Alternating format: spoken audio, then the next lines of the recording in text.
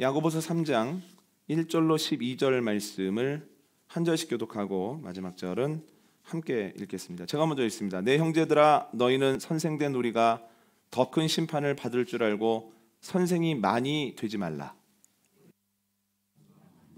만일 말에 실수가 없는 자라면 곧 온전한 사람이라 능히 온몸도 굴레 씌우리라. 우리가 말들의 입에 재갈 물리는 것은 우리에게 순종하게 하려고 그 온몸을 제어하는 것이라. 또 배를 보라. 그렇게 크고 광풍에 밀려가는 것들을 지극히 작은 키로서 사공의 뜻대로 운행하나니 이와 같이 혀도 작은 지체로되 큰 것을 자랑하도다. 보라, 얼마나 작은 불이 얼마나 많은 나무를 태우는가. 혀는 곧 불이요 불이 세계라. 혀는 우리 지체 중에서 온 몸을 더럽히고 삶의 수레바퀴를 불사르나니 그 사르는 것이 지옥불에서 나느니라. 여러 종류의 짐승과 새와 벌레와 바다의 생물은 다 사람이 길들일 수 있고 길들여 왔거니와 혀는 능히 길들일 사람이 없나니 쉬지 아니하는 악이요 죽이는 독이 가득한 것이라. 이것으로 우리가 주 아버지를 찬송하고 또 이것으로 하나님의 형상대로 지음을 받은 사람을 저주하나니 한 입에서 찬송과 저주가 나오는도다. 내 형제들아, 이것이 마땅하지 아니하니라. 샘이 한 구멍으로 어찌 단물과 쓴물을 내겠느냐. 내 형제들아, 어찌 무화과 나무가 감람 열매를 포도나무가 무화과를 맺겠느냐. 이와 같이 짠물이 단물을 내지 못하느니라. 아멘. 야고보는 몸과 혀, 우리의 삶과 언어의 관계를 설명하기 위해서 야생마와 제갈, 배와 키, 그리고 넓은 숲과 그곳에 떨어진 작은 불의 은유를 사용합니다. 지난주에 말씀드렸던 것처럼 이 은유에는 여러 가지 뜻이 있는데요, 이 은유를 통해서 먼저 우리는 하나님께서 우리에게 주신 언어의 능력이라고 하는 것이 어떤 것이 있고 얼마나 되는지를 알 수 있습니다. 언어에는 지속성의 능력이 있습니다. 표현되어지는 것은 아주 짧은 순간이지만 그 짧은 순간의 말이 아주 오랫동안 사람에게 영향을 준다라고 하는 거예요. 어떤 말은 평생을 남고 대를 이어서 영향력을 미치기도 합니다. 또한 말은 확장성을 가지고 있습니다. 혀는 아주 작은 지체로 돼 온몸에 영향을 줄 뿐만 아니라 한 사람이 했던 말이 한 공동체, 더 나아가 한 민족의 운명을 결정하는 경우도 생긴다라고 하는 거예요. 또한 이 은유를 통해서 말이 가지고 있는 성격을 알 수 있습니다. 말은 생물입니다. 하나님께서 언어에 관련된 적지 않은 자유를 우리에게 주셨기 때문입니다. 그래서 이 말을 어떻게 하느냐, 어떤 단어를 사용하느냐, 언제 말하기 시작하느냐, 말하는 순서가 어떠냐에 따라서 이 말의 맛과 멋과 가치가 완전히 달라진다라고 하는 거죠. 이 능력과 성격을 잘 알고 잘 사용할 때에만 우리에게 언어라고 하는 큰 달란트를 주신 주님께 영광을 돌릴 수도 있고, 또한 주님의 날에 주님 앞에서 부끄러움을 당하지 않을 수 있다, 이렇게 말씀을 드렸습니다. 그런데 은유를 가만히 생각해 보면 이 말이 얼마나 중요한지에 대해서도 알 수 있다라고 하는 거예요. 오늘은 말의 중요성에 대해서 나눌 겁니다. 여러분, 재갈이 물려있지 않는 야생마는 아무리 힘차고 빠르게 달려도 사용할 수 없는 것처럼 언어적 훈련이 되어 있지 않은 사람은 아무리 달란트가 많고 경험이 많을지라도 하나님이 하시려는 일에 쓰임받을 수 없다라고 하는 겁니다. 여러분, 언어적 훈련을 받았다라고 하는 것은 여러 가지 능력을 가지고 있음을 뜻하는데, 교회 안에서 쓰임받기 위해 언어적 훈련을 받았는가, 그렇지 않은가를 구분하는 잣대를 두 가지만 말씀을 드리면, 첫 번째는 그가 해야 될 말과 하지 말아야 되는 말을 구분할 수 있느냐, 이걸 보면서 언어적 훈련이 된 사람인지 그렇지 않은지를 알 수 있습니다. 교회에서, 셀에서 우리가 해야 되는 말이 무엇입니까? 우리의 구원 되시는 예수 그리스도에 대한 말들입니다. 성경을 통해서 보면 예수님은 어떤 분인가? 말씀을 붙잡고 일주일 동안 살았을 때 삶의 자리에서 주님은 어떤 방식으로 일을 하시는가? 그 주님을 더 깊이 만나기 위해서 나는 지금 어떤 일들을 행하고 있는가? 이 좋은 주님을 자녀들에게, 친지들에게 전하기 위해서 나는 어떤 방법을 사용해 오고 있는가? 이러한 말들이 셀 나눔 중에, 하나님의 사람들을 만나는 중에 가득 넘쳐나야 된다는 거예요. 반면 하지 않아야 되고 하지 않아도 되는 말들이 있습니다. 어떤 말들입니까? 대표적으로 정치적인 이야기, 내가 산 어떤 물건에 대한 자랑, 자녀들이 잘 되고 있다는 이야기. 이 이야기는 굳이 믿음의 공동체가 아니어도 할 수 있는 일들이에요. 믿음의 공동체가 아니어도 할 수 있는 말을 하거나 믿음의 공동체에서 하지 말아야 되는 말들을 하게 되어질 때 하나님께서는 그 사람을 쓸 수 없다는 거예요. 언어적 훈련이 안 돼 있기 때문입니다. 또한 언어적 훈련이 되어 있는 사람들은 본인이 누군가에게 들은 기도의 제목을 잘 간직하고 있습니다. 그래서 언어적 훈련이 된 사람은 누군가에게 이런 말을 듣습니다. 저 사람은 안전한 사람이야. 저 사람한테 이야기하면 절대 퍼지지 않아. 그런데 누군가에게 이러한 느낌의 말을 들을 때 아유, 저분한테 무엇인가를 얘기하면 온 교회 사람들 다 알아, 이러거나, 아니면 교회가 어떻게 돌아갑니까? 교회 문제 없습니까? 라고 하는 것을 자꾸만 누군가가 나에게 물어보면 아, 나는 이런 문제를 잘 얘기해 주는 사람이구나, 나는 지금 언어적 훈련이 안 된 상태이구나 라고 하는 것을 빨리 자각해야 된다라고 하는 거예요. 여러분, 해야 될 말과 하지 않아야 될 말을 구분하지 못하거나 간직하고 있어야 되는 말을 쉽게 발설하는 경우에 하나님이 왜 그 사람을 쓰시지 못하냐면, 그러한 훈련이 되어 있지 않은 상태에서 셀 모임을 아무리 가져도 그 셀 모임에 합당한 성장이라는 열매가 열리지 않기 때문입니다. 맞습니다. 우리의 영은 주님의 말씀으로만 성장합니다. 그런데 셀 모임이라는 미명하에 말씀이 아니라 다른 이야기들만 실컷 하면, 양식을 먹지 않으면 어떻게 자라나고 어떻게 단단해질 수 있겠습니까? 그래서 훈련이 안 된 상태에서 서로 모여서 이야기를 하게 되면 아무리 셀 모임을 해도 신앙이 자라나지가 않죠.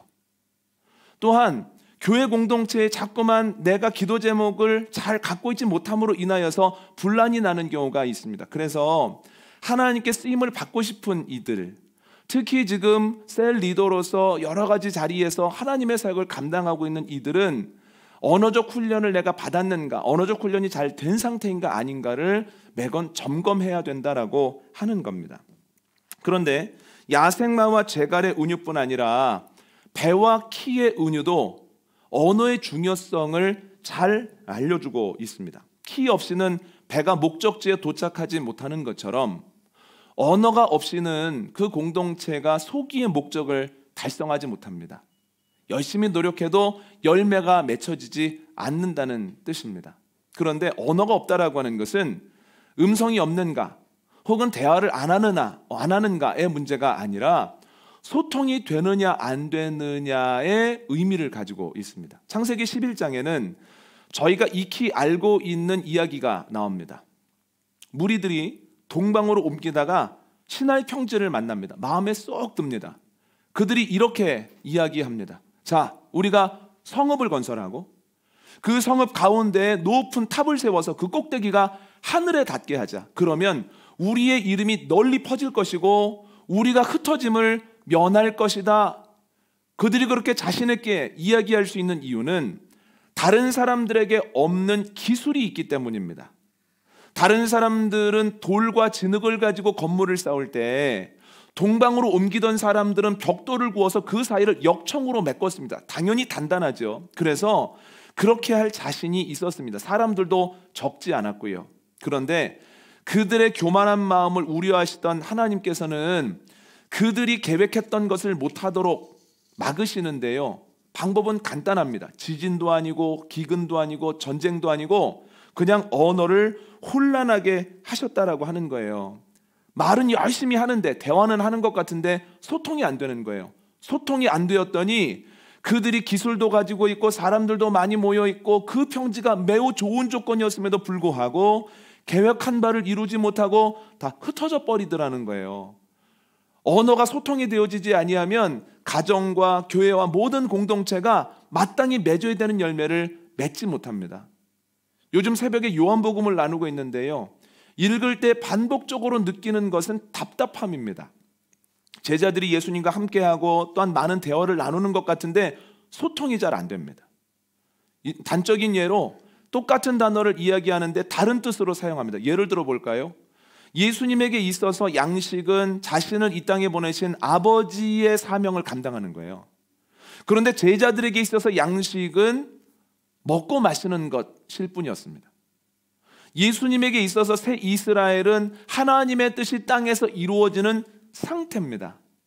그런데 제자들에게 있어서 새 이스라엘은 이스라엘이 로마로부터 군사적으로 독립하여 새롭게 세워지는 신흥국이었다라고 하는 거예요. 여러분, 소통이 안 되니까요, 많은 대화를 하는 것 같은데 그렇게 오랫동안 동행했는데 제자들에게 변화가 나타나지 않는다는 거 똑같습니다.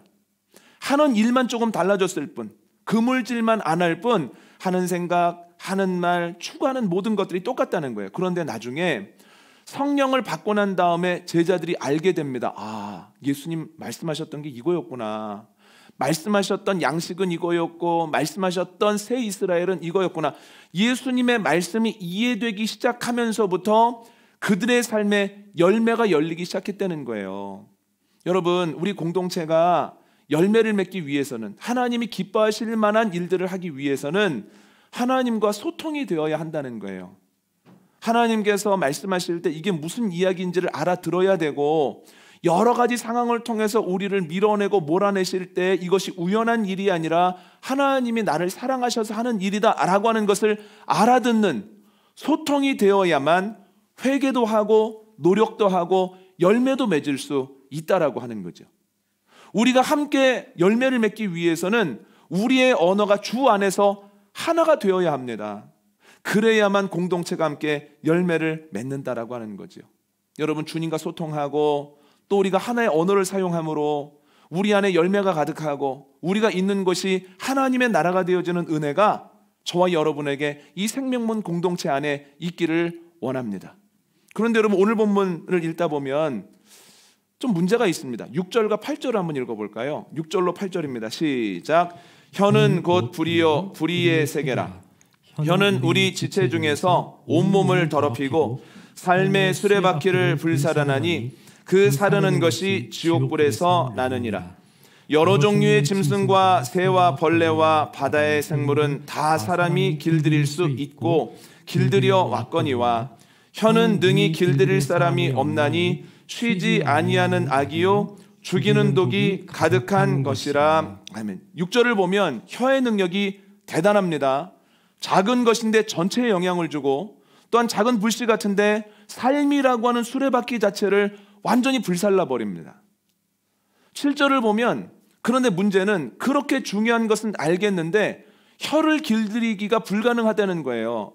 야고보는 이렇게 얘기합니다. 사람들은 지금까지 짐승들과 새들과 벌레들과 바다의 생물들까지 길들여 왔고 또한 길들일 수 있으나 그런 능력을 가지고 있는 사람이 자신의 혀는 길들일 수 없더라는 거예요. 그래서 8절을 보면 혀가 여러 가지 기능을 하지만 그런데 혀는 긍정적인 기능을 하기보다는 부정적인 기능을 할 때가 많더라. 경험적인 얘기죠. 뭐라고 얘기합니까? 혀는 쉬지 아니하는 악이고 죽이는 독이 가득한 것이다. 이렇게 이야기를 합니다.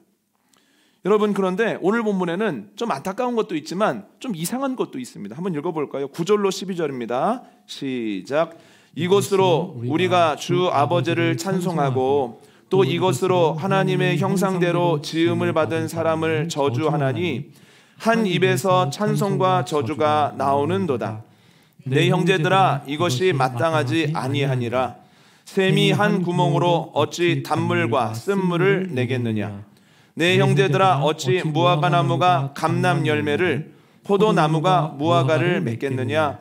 이와 같이 짠물이 단물을 내지 못하느니라. 아멘.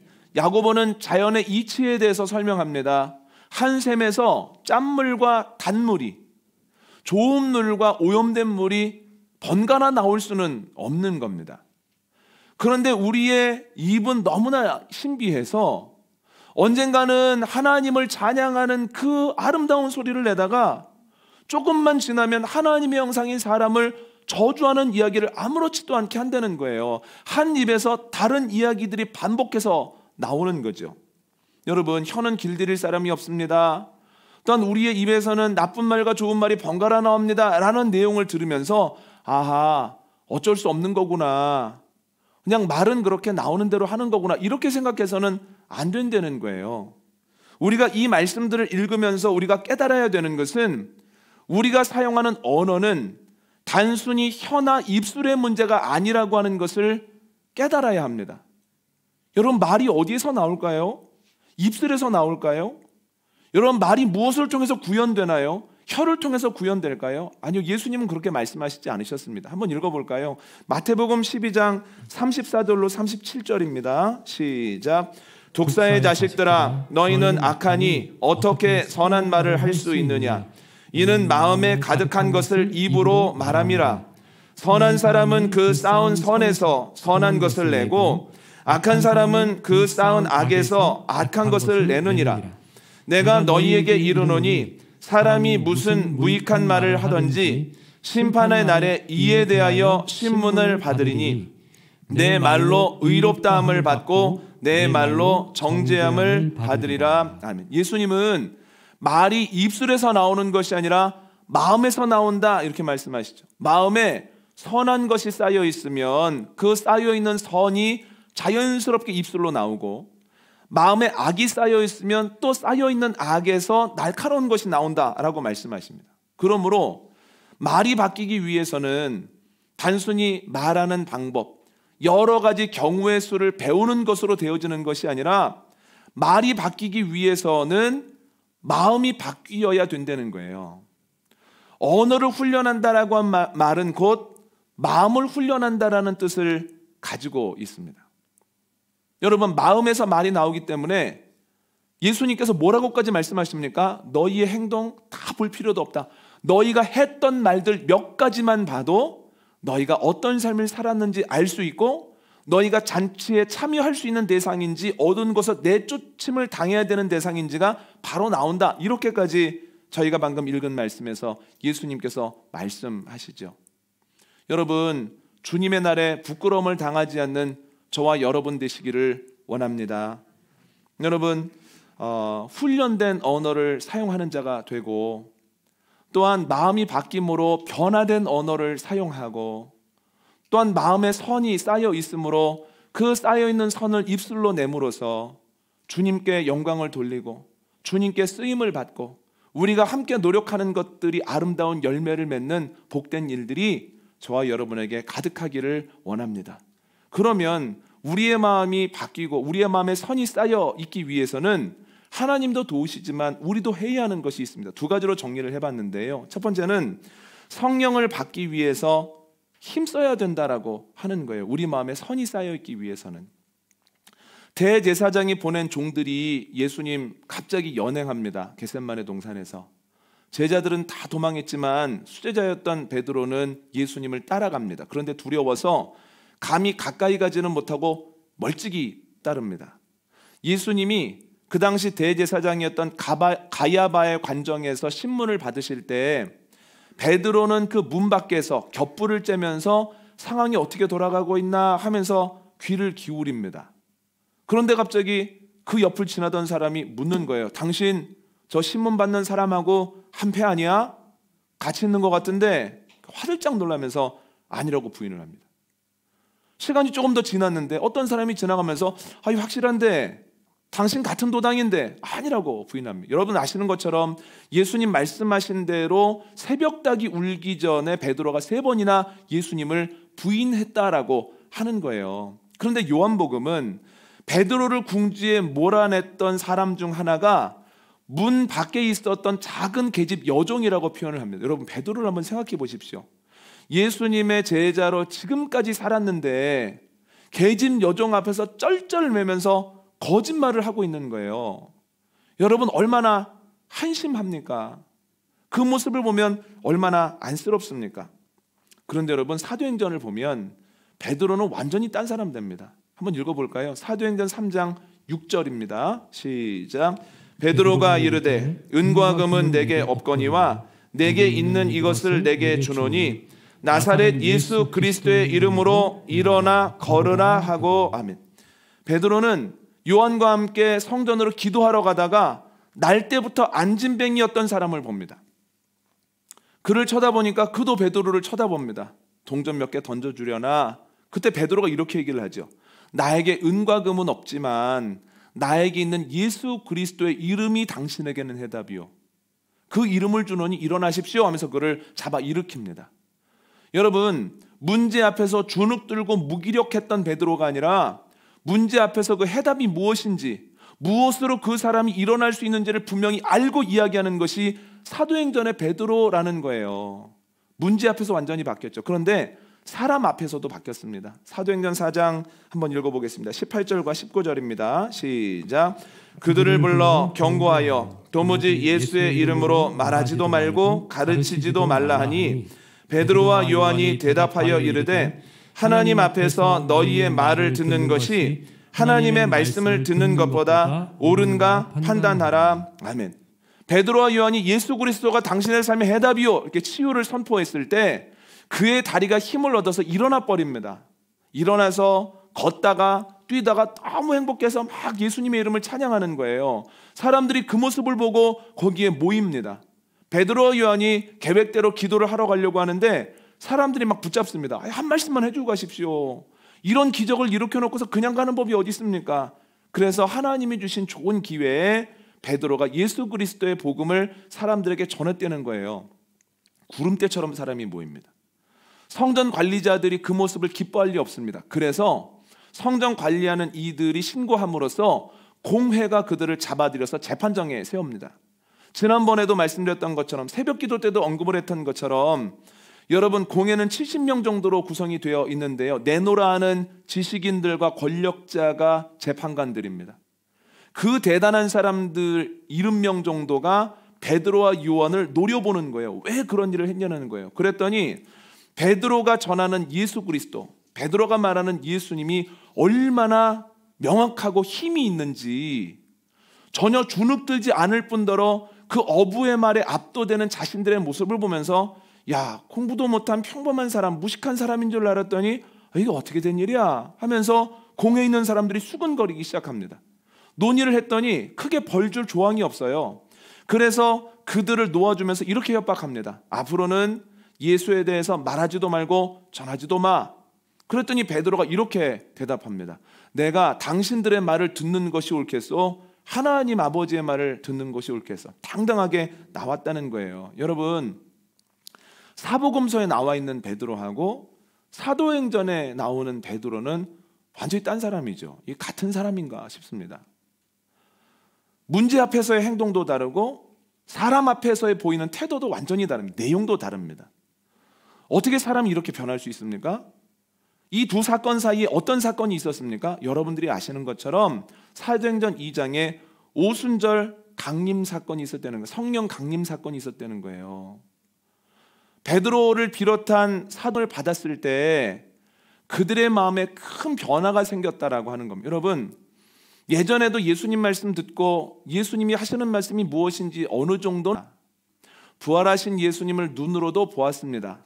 그런데 성령을 받고 나니 예수님의 말씀이 무슨 말씀이었는지도 새록새록 알겠고 부활하신 주님이 자신들의 삶에 어떠한 일을 하시는지도 아는 걸 넘어서 믿어지는 거예요. 야, 하나님은 모든 문제보다 크신 분이구나. 죽음으로부터 예수님을 일으키셨는데 죽음마저도 깨트리셨는데 예수님이 깨트리지 못하는 문제가 뭐가 있을까? 또한 예수님은 모든 사람보다 강력하신 분이구나. 이에 대한 믿음이 생겼을 때 제자들의 마음속에 있었던 그 담대함이 언어로 표현된다는 거예요. 담대함을 뿌리로 두고 얘기를 하니까 말이 명쾌할 수밖에 없고 그 말에 힘이 있을 수밖에 없다라고 하는 거예요.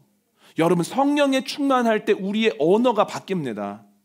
성령을 통해서 주님의 말씀이 이해되고 주님이 어떤 분인지, 지금까지 내 힘으로 온 줄 알았는데 주님이 나를 인도하셨구나, 주님이 나를 지키셨구나, 주님이 나에게 공급하셨구나라고 하는 것을 온전히 믿게 되면 앞으로도 그렇게 하실 주님 때문에 두려움이 사라진다는 거예요. 그의 말이 바뀌게 된다라고 하는 겁니다. 여러분, 교회를 오랫동안 다녔으면서도 여전히 두려워하고 여전히 사람 앞에서 자신이 믿는 바를 잘 이야기하지 못하고 계속해서 밀리는 이유가 무엇일까요? 성령의 충만함을 받지 못해서 그렇습니다. 아무리 교회를 다녀도 성령이 내 마음을 채워주지 않으면, 성령님으로 인하여 내 마음속에 담대함이 가득하지 않으면 이에 합당한 말을 할 수가 없다라고 하는 거죠. 여러분, 올해는 성령님이 충만한 신앙생활을 하는 저와 여러분 되시기를 원합니다. 성령이 우리의 마음을 가득 채웠을 때 우리의 마음에 있었던 어둠과 불안과 여러 가지 미움들이 자연스럽게 밀려나가게 되고 녹아지는 은혜가 저와 여러분에게, 여러분들의 가정에게 있기를 원합니다.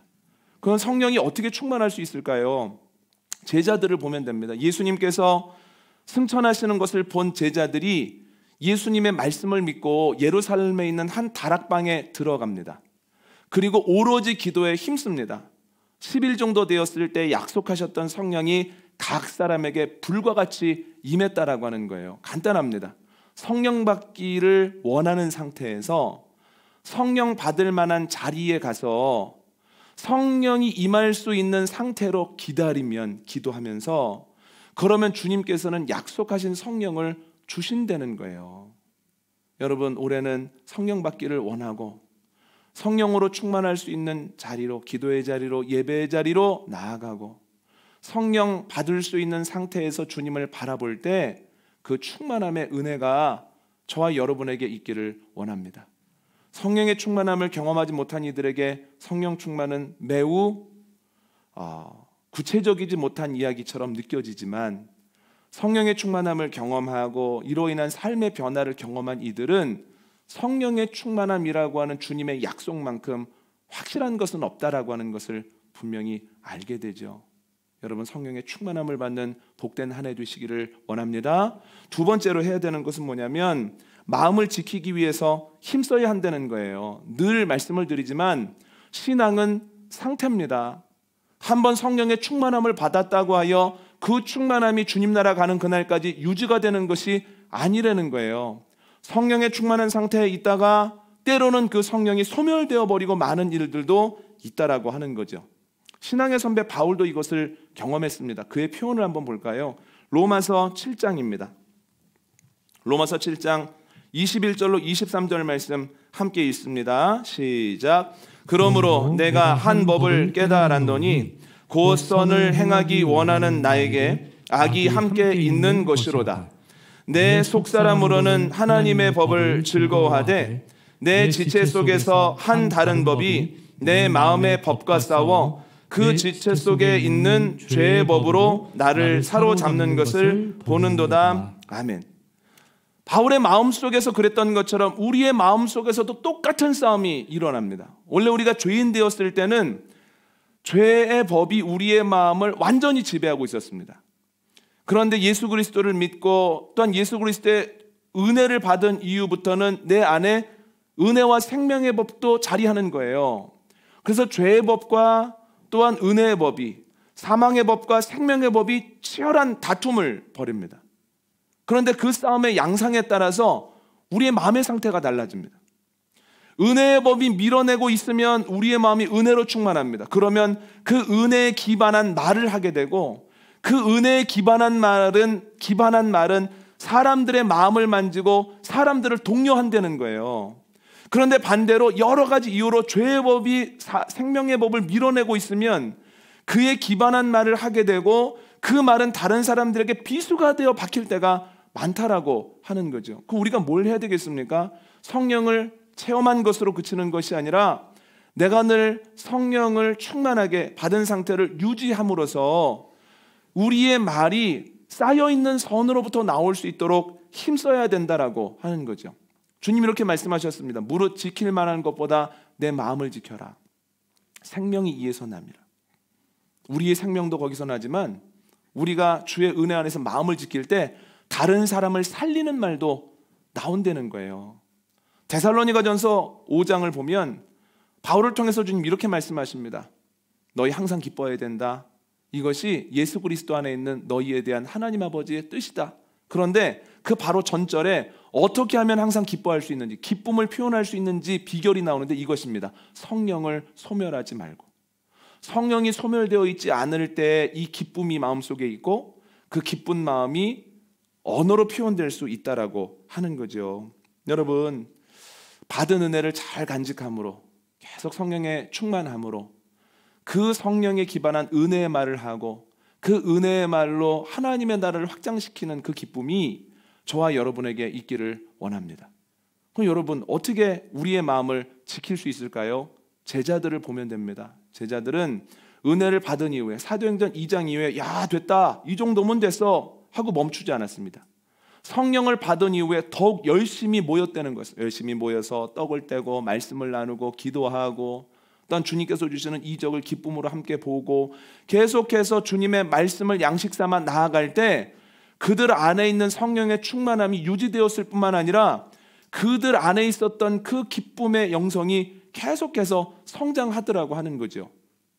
여러분, 우리가 예전의 은혜를 추억하는 것으로 살아서는 우리의 성령이 소멸될 수밖에 없습니다.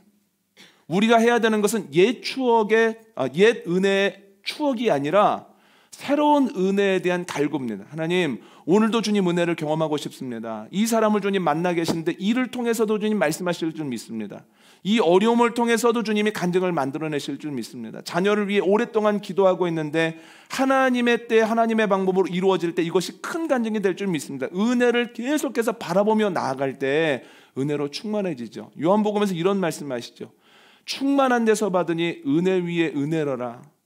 옛 은혜를 계속해서 추억하는 것이 아니라 은혜 위에 또 은혜를 경험하고 또 은혜를 경험할 때 우리 안에 충만함이 있다는 거죠. 여러분, 충만한 데서 받으니 은혜 위에 은혜로라의 말씀이 저와 여러분에게 응하는 말씀 되어지고 그러한 삶을 살아갈 때 복된 말을 하고 그 말을 통해서 주님께 쓰임을 받고 우리가 하는 일들의 아름다운 열매가 맺히는 복된 한 해가 되시기를 원합니다. 오늘 말씀 정리하도록 하겠습니다.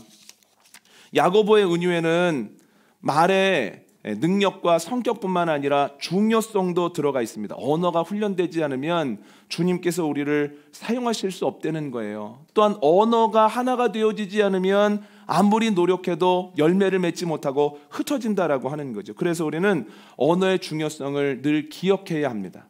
그런데 언어는 우리의 입술로부터 나오는 것이 아니라 마음으로부터 나옵니다. 그래서 마음이 바뀌어야만 우리의 말이 바뀌게 되고 마음에 선한 것이 쌓여야만 선한 것이 입술로 나올 수 있다는 거예요. 이것을 위해서 두 가지를 노력해야 되는데 첫 번째는 성령을 받기 위해서 힘써야 됩니다. 성령을 받기 위해서 성령 받을 만한 자리로 받고 싶은 마음을 가지고 받을 수 있는 상태로 준비하고 있을 때 주님께서 우리 마음을 만지심으로 우리의 언어도 바꾸시죠. 두 번째는 우리의 마음을 지켜야 합니다. 은혜를 추억하는 것이 아니라 은혜 위에 은혜로 점점 더 풍성해질 때 우리의 말을 통해서 주님 일하십니다. 한 해 동안 성령 충만한 선을 쌓는 그 쌓은 선을 입술로 내어 주님께 영광 돌리고 하나님의 나라를 확장하는 기쁨이 저와 여러분에게 있기를 원합니다.